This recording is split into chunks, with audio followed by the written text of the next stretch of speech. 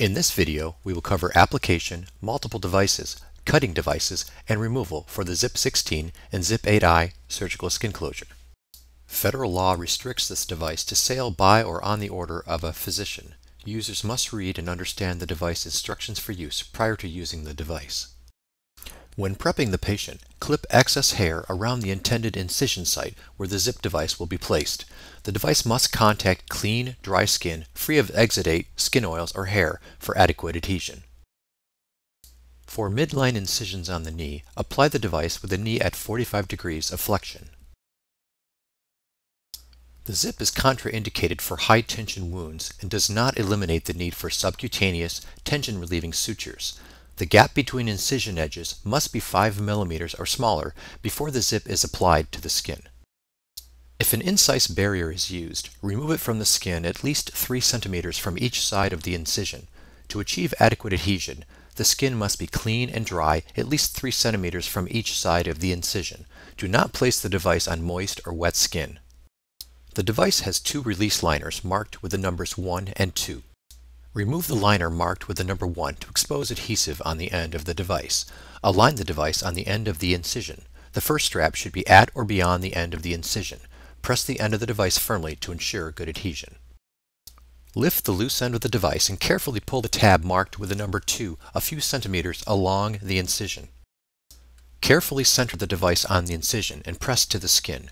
Remove a small amount of the number 2 liner at a time as you advance along the incision.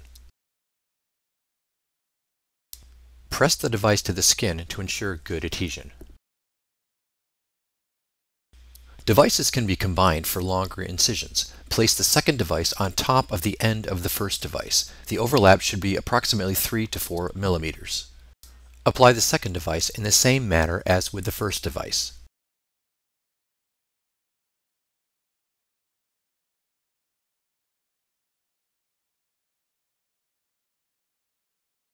Cut the device between straps. The last strap should be at or just beyond the end of the incision.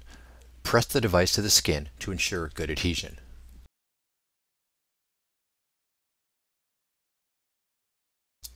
Tighten each strap by placing the thumb and forefinger on the sides of the device over a strap and pinching the incision closed. Pull the loop to tighten the strap. Straps may be disengaged by sliding the strap laterally in the lock until it disengages. To engage, slide the strap in the opposite direction until it engages in the lock. Hold the lock in place with a finger while pushing the strap on either side of the lock.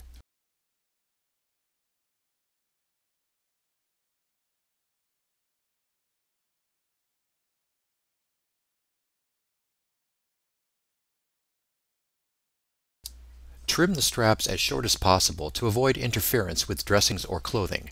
Trim each strap by lifting the strap away from the skin and cutting as close to the lock as possible.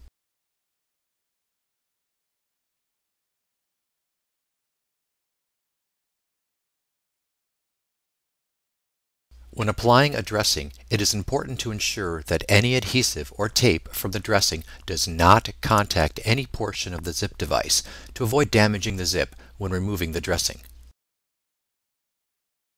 To remove the device, begin by gently lifting a corner of the device. Always peel the device in the direction of the incision to minimize stress on the surgical site. Never peel the device away from or perpendicular to the incision direction. Hold the skin down next to the device as you gently peel the device in the direction of the incision. Avoid tenting the skin or pulling the skin up as you remove the device. For fragile skin at risk of skin stripping, an adhesive removal agent may be used. In this case, a mineral oil-based adhesive remover should be used. Avoid using alcohol or acetone to minimize skin irritation. Apply adhesive remover to a sponge, cotton ball, or swab. Gently lift the corner of the device while applying the adhesive remover. Continuously apply the adhesive remover where the device is attached to the skin as the device is gently peeled along the incision. Adhesive residue may be removed by gently wiping with adhesive remover or with soap and water. The recommended wear time is 7 to 14 days, depending on incision location. Patients may shower with the device, avoiding direct stream of water on the device.